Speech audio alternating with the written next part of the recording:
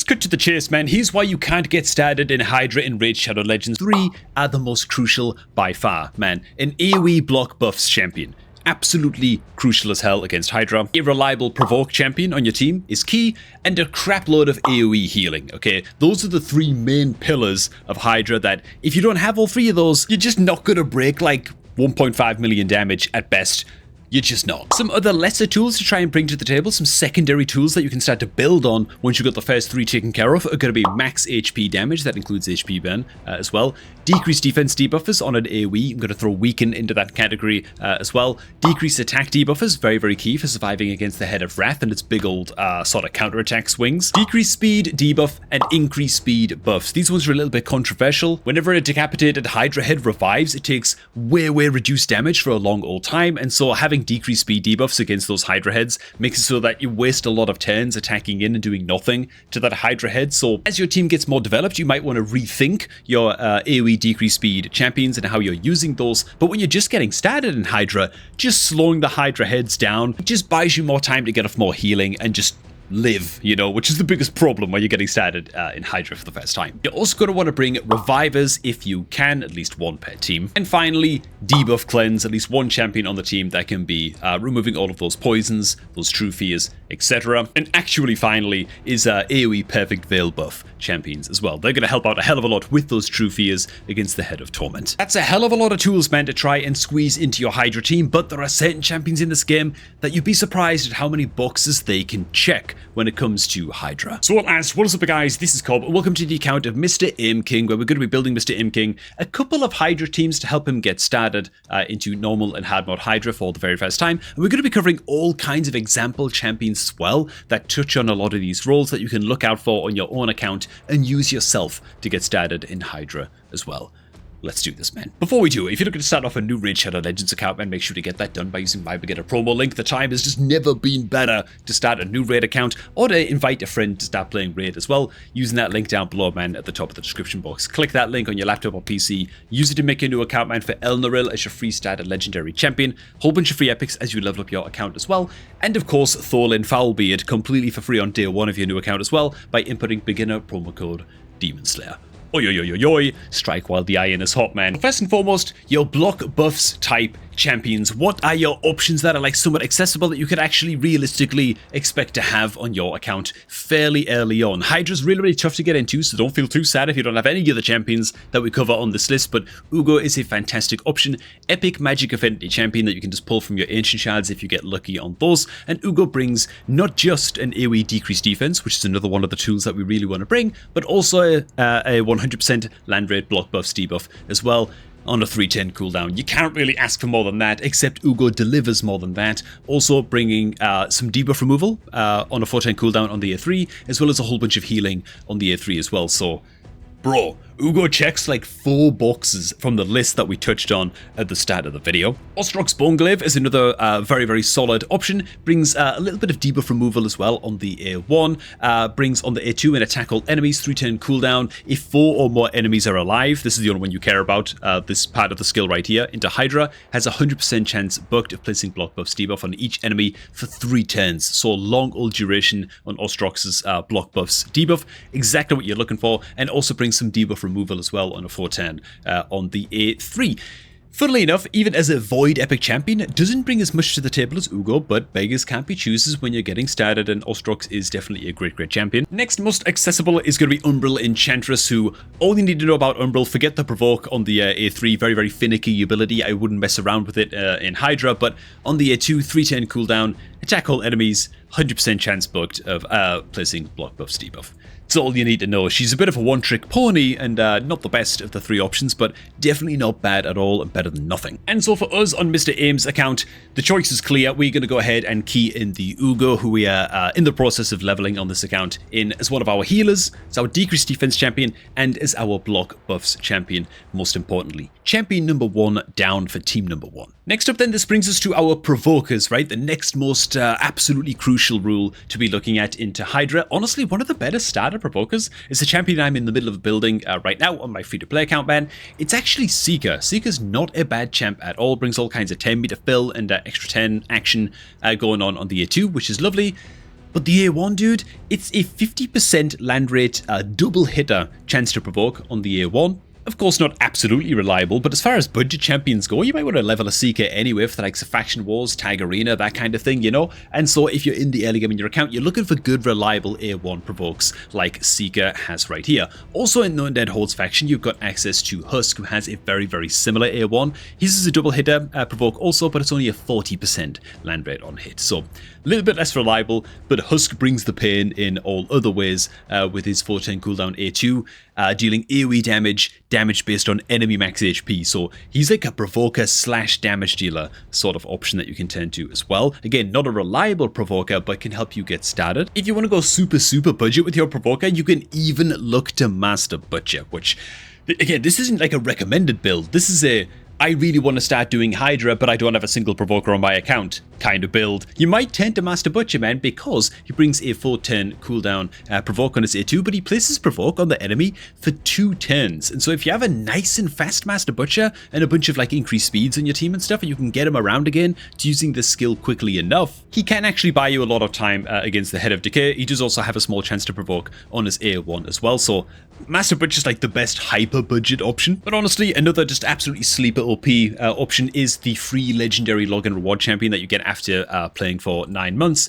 3-turn cooldown provoke, 100% land rate on an A3, no messing around, also brings an AoE decrease speed as well on an A2, as well as some ally protection on a 3-turn cooldown. Visits the Unbowed, very, very solid. It just happens for this particular team that we are building, we're going to go ahead and throw in Wixwell as our lead provoker in this team. He's also going to be the aura lead of this team as well that we're building for Mr. Aim. Again, he brings one of those double hitter provokes, very, very high land rate, double hitter provoke on his A1, also brings a whole bunch of shields, increased defense buffs, and an AoE decrease attack debuff as well. So Wixwell, definitely a bit of a luxury option here, but yeah, needless to say, he checks a couple of other boxes, not just provoker also. In fact, getting a little bit more advanced, you can actually build Wixwell as what you call a mischief tank into HYDRA. If you're a newer player, you might have heard that term mentioned a couple of times. I'll be explaining what a mischief tank is and how you can build certain champions and things like just like resistance builds and cursed set builds and that kind of thing, and just really get more mileage out of certain champions in this game in HYDRA, but we'll leave that towards the end. Next up,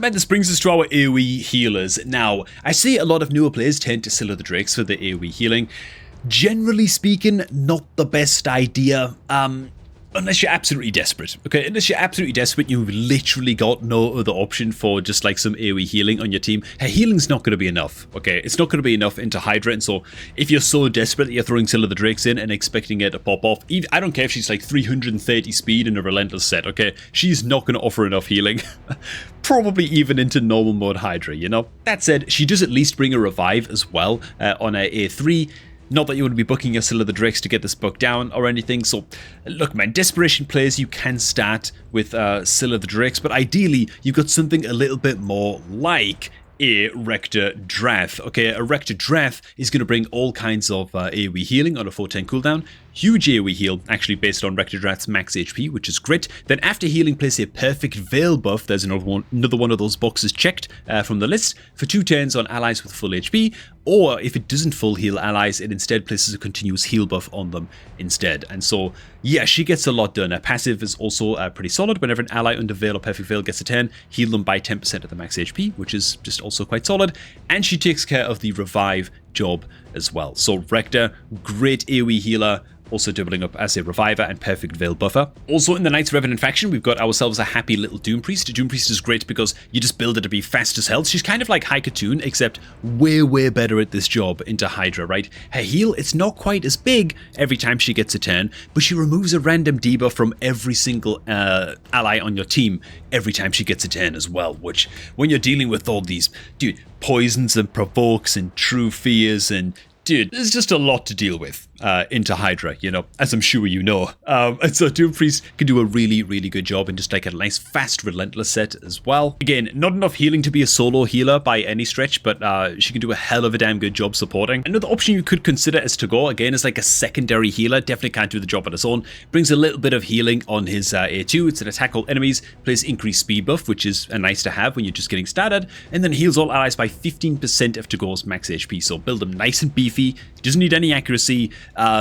just be getting off this A2 as much as you possibly can for those saucy little heals, and he's also going to take care once again of the revive job on your squad as well. On Mr. Aim's account, though, it's a bit of a work in progress. We do have access to... Oh, bloody hell, hang on. Is she in the Master Vault? Okay, there she is. There's the Rector Drath, okay? We have access to Master... to Rector Drath. Not Master Drath. Bloody hell. It's been a long night, okay? We've got Rector Drath as our perfect Veil buffer, our healer, our reviver. She's going to be a great, great part of this team. Now, once you've got those 3 pillars taken care of for your Hydra team, this is the backbone of the team. Now it's time to start to build around this and start to build some damage around this. Now, max HP damage doesn't necessarily mean damage based on max HP, right? It doesn't necessarily mean the likes of Husk that we showed a little bit earlier on in this video as one of the possible provoker options for when you're just getting in. It can also just be HP burn on an AoE, okay? The likes of Skrank is very, very good at this. Attacks all enemies, 100% land rate HP burn debuff for a couple turns on a 310 when fully booked up. Very, very good. I use Skrank as one of my starter champions, man, getting it started. It always makes me real nostalgic, man. Talk about getting started in Hydra for the first time. I used Doom Priest. He was in my team. Skrank was part of my team as well. He's great, man, because he's a Void affinity epic champion as well. It means that he's got an attack all enemies skill that can't weak hit against any affinities of Hydra, and so that's great as well. Another budget mass HP burner, you could go ahead and use Mordecai as well. His is on a 4-turn cooldown on his A3. 100% chance of placing an HP burn debuff on all enemies. Particularly love the wording of this skill as well, because even though Mordecai is Force Affinity, he actually can't weak hit into Spirit Affinity because he's not attacking all enemies to place HP burn. He's just placing the HP burn, right? So he can't actually weak hit with this skill. So that's nice as well. Also places increased attack buff, and yeah, he's fine. By no means great, but he might get you started. It would be remiss of me to not shout out Thorlin Foulbeard as a great Hydra damage dealer. If you start off a new account with my beginner promo link and use promo code Demon Slayer to get Thorlin, or if you did the Thorlin Fusion recently, this is the kind of damage dealer that you're looking for, right? They don't all have to be enemy max HP damage dealers. Thorlin brings in attack all enemies on his A1 with a chance of placing weakened debuff, which, just like decreased defense, is just a very desirable debuff to bring into Hydra for just maxing up your damage. Then he brings some big heavy hitter on his A2, ignoring all kinds of enemy defense. Just a great champion, man. A lot of attack all enemy skill, just big heavy hitter AoE smacks. Now, it does happen that Mr. Aim on this account as a possible damage deal option does actually have the Husk on hand. We've already talked about his A2 scaling on enemy max HP on a big AoE hit. Very, very nice. If you're going to build Husk as one of your damage dealers into Hydra, tends to be best to build him, of course, 100% crit rate, high crit damage, all of that good stuff. Building him in a reflex set can be really, really beneficial, and then just disabling his A3 so he just does nothing but spam the A2 and gets a lot of cooldown reset going via the reflex set on this A2. So he's just really maxing how much he's using that max enemy HP skill. Another option that we've got here as well is Royal Guard. This is a champ that we haven't touched on yet. Great, great Hydra damage dealer. Fantastic into dungeons as well with this just unreal ally attack percent aura that he's working with as well. Royal Guard brings not only an enemy max HP smack on a 410 on his A2, which is very, very nice, but he also brings an attack 4 times at random, each hit with a chance of placing decreased speed debuff as well. So this is a trend that you're going to notice with these Hydra damage dealers.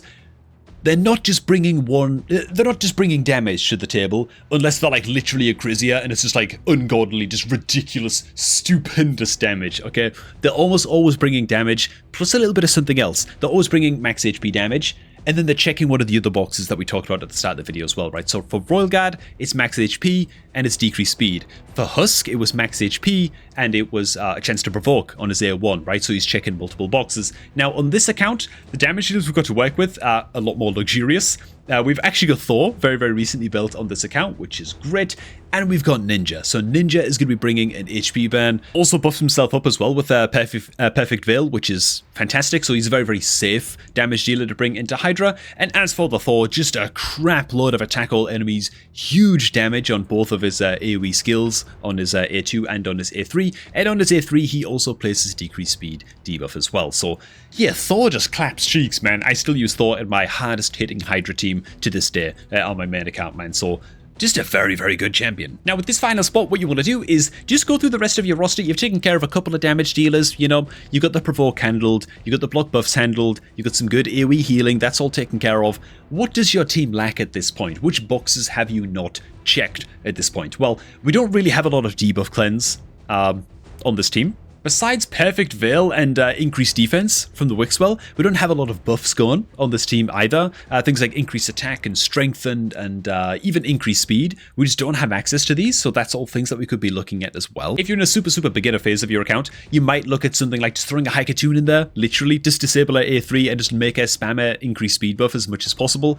That could be something that you would hypothetically do in one of your first ever Hydra teams, you know? You're just trying to fill the gap a little bit, man. For us, on this account, however, we do have the luxury of having unlocked Mithrala, who is a free legendary champion. It's going to take you a while to get her from just farming those beginner Hydra chests, but when you eventually do get her, she's going to find a place in most Hydra teams, most people's accounts, I should say. Double hitter A1 with a chance to poison. She brings a Hex debuff, which is a tool that I forgot to mention at the start of this video. Actually, is one of the tools that's a nice to have into Hydra. The reason Hex is so good to bring, she also brings increased defense, increased attack, by the way, which is great. But the reason Hex is so nice to have into Hydra is because not only does it kind of echo your damage across all of the Hydra heads, right? It splits the damage a little bit between all the Hydra heads that are under Hex debuff, but also the head of Mischief in Hydra cannot be targeted with single target skills unless it's under a Hex debuff, and so the head of Mischief could become a real problem real quick if you don't have a Hex debuff active and you have no other way of dealing with it. But again, we'll talk more about that in just a little bit. Mithrala is also going to bring a strengthen buff, shield buff, and she's going to remove all debuffs from all allies on a 3-turn cooldown on her A3. And so she's bringing some debuff cleanse, she's bringing the Hex, she's bringing some useful buffs to the table as well that we don't have, covered by some of the other champions. She's just going to round out this team very nicely. And this is the part where I actually can't test this team and show it in practice because, well, the Mithrala and the Rector Drath are 5 stars, so there you go. Except I can actually show off this team on my own main account because I actually have all of these champions built out, would you know it. Bunch of these epic champions are empowered and stuff like that, right? Very strong team, so I'm running this into brutal difficulty Hydra. I'm using this with no team setup at all either, so one thing I am going to have to do here in the opener with this team is manually attack in with the Wixwell to make sure he uses his A1 against the Head of Decay, so there's a little bit of manual action going on just to get us started here, but hopefully this is actually going to get to show this team in action just a little bit, man. So the block buffs is preventing all of the poison cloud buffs from going on up.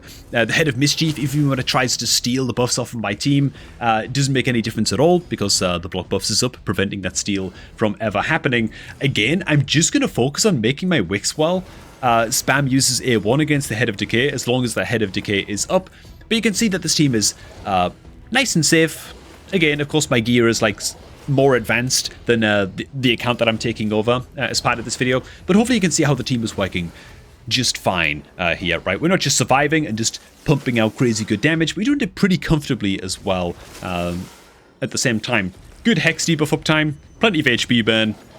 Yeah, this is like the dream. Now, a team like this and getting a team like this is going to take you some time. Of course it is, man. Your first victory in Hydra, I swear to God, is just getting the first Hydra head dead, right? Getting the first head kill. That's like the only thing that matters, man. And dealing like 2 or 3 million damage to get your chests. That's the only thing that you should give a damn about when you're first getting started into Hydra. So yeah, this is how the team is going to function, and the damage is only going to skyrocket from here once the heads start getting decapitated. Oof, man. We're on a roll. Okay, man, back onto Mr. M. King's account. Yeah, one last thing that I do want to touch on as I just show off the 2 teams that I've built for Mr. M for the time being. These are the 2 teams that I built out for Mr. M. The top team right here is the one that you just saw and the one that we've just touched on. And the team down below is basically following all of the same rules, right? We've got our 2 damage dealers, man, with Mashald and with Tomb Lord Dreng, who's like a great HP burner. Very good stuff. We've got Loki acting as our block buffs champion, which I don't like. He's not booked on this account, and he's not mega reliable for the job, though he can steal enemy buffs as well. That sort of makes up for it. And he's got some other key uses that you can make use of as well. But you can see how we're kind of checking all of the same boxes and just covering the main boxes as best as we can, right? The Vizix, the Provoker, block buffs from Loki, and then a crap load of AoE healing from Abad El-Khazar, which frankly I'm not very happy about, but we're just lacking good AoE healers on this account. He brings debuff removal, he brings continuous heal. He also brings poison, which is a bit weird. Also, the continuous heals can be stolen, of course, by the Head of Mischief as well, so it's not a super ideal form of healing to bring into Hydra. he's fine. He can do the job for this team at least. Maybe. It might not be enough healing with just Bad L, to be honest. But this brings us to the slightly more advanced part of this video, and that is just getting more out of your HYDRA team once like the core sort of members of your HYDRA team have been established. Let's start off, man, with the possibility of Mischief tanks. Okay, so what a Mischief tank means is that it's a champion on your team that's specifically designed to tank the Head of Mischief's attacks. Why is this so important? Okay, the Head of Mischief attacks the enemy with the most buffs on your team. It steals all buffs from the target and steals 50% of that target's 10 meter. It's devastating stuff, right? Because then the Head of Mischief gets 50% 10 meter fill instantly after stealing your buffs.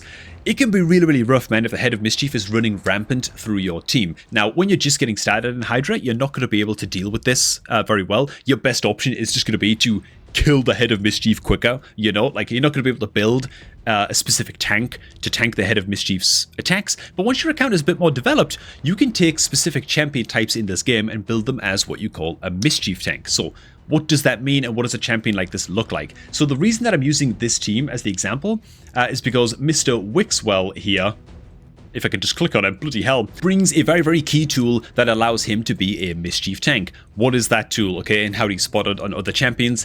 It's very simply a unique buff that you don't have across the rest of your team that Wixwell is going to use to buff himself up with. In this case, it's the counter attack that he self-buffs with on his passive at the start of every single round. Because this is a unique buff on the Wixwell, nobody else on the team is going to have counterattack. It makes it very, very likely that the Wixwell on this team is going to have the most buffs on the team pretty much throughout the entire fight, right? Because he's bringing this very, very unique self buff. What this means is you can build a champion like Wixwell to have like 500 resistance, okay, like resistance chestplate, resistance sets like righteous and stuff like that. You can build them with like a resistance banner as well. Go for resistance roll on your like your amulets and all of that, right? Really pump up the resistance. Maybe even play with like a resistance aura lead on your team. That's another thing you can do to get that resistance nice and high, and it makes it so that every single one of the Head of Mischief's attacks whiffs against the likes of your Wixwell, right? Your Mischief tank. They just resist the buff steal and they resist the 10 meter steal every single time, kind of inadvertently protecting the buffs on the rest of your team. Bivald of the Thorn is another legendary champion that you can do this with because he buffs himself up with Strengthen, and he only buffs himself with Strengthen, not the rest of your team, right? And so that's like a buff that you can have in your team that nobody else has. In this case, the most budget champion that you can make a Mischief tank out of, if you got the gear to do so, again, the resistance stat checks are really quite high, is actually Skuramus, man. So Skuramus brings 100% land rate provoke on a 310 cooldown on his A3. He can actually be your HYDRA provoker. He also brings a decreased attack debuff on his A2, so he brings a bit more to the table with that as well. But with his A3, after placing the provoke, he places counter attack and continuous heal buff on himself for 2 turns. As you can see, he brings some unique buffs to the table that are going to attract the Head of Mischief into attacking him, and so if you can build him out with just high speed to get off his provoke nice and often, and then great resistance stats, he can be resisting all of those buff steals and all of that nonsense from the Head of Mischief. And the last more advanced tidbit that I want to touch on is going to be your cursed set champions, right? Why do you want to be using a cursed set? Well, in team number 1, we've got happy little Mithrala over here. Isn't she absolutely joyous and wonderful and lovely in every way, right? She's so lovely because she brings a Hex debuff, right? And Hex is just a great tool to bring into HYDRA, but it's a tough debuff to come across, right? It's not super common across many champions, but it's a great tool to bring. So what do you do if you've got a team like team number 2, right? It's a bit more suboptimal. Maybe it's some of your like hand-me-down champions that you don't want to use in your best HYDRA team. It's like your HYDRA B team almost, you know? Well, you can equip one of these champions specifically like a provoke champion or one of your support champions like a Loki in a cursed artifact set. For this account, I would recommend the Vizix gets built in a cursed set, just because I feel like the Vizix is likely to last a lot longer in terms of usage on this account. So yeah, she brings an attack all enemies on the A2, 310 cooldown bugged, and attack all enemies on the A3, also 310 cooldown bugged. Just prime territory for a cursed set. And just in case anybody's new or needs a refresher, what does the cursed set do?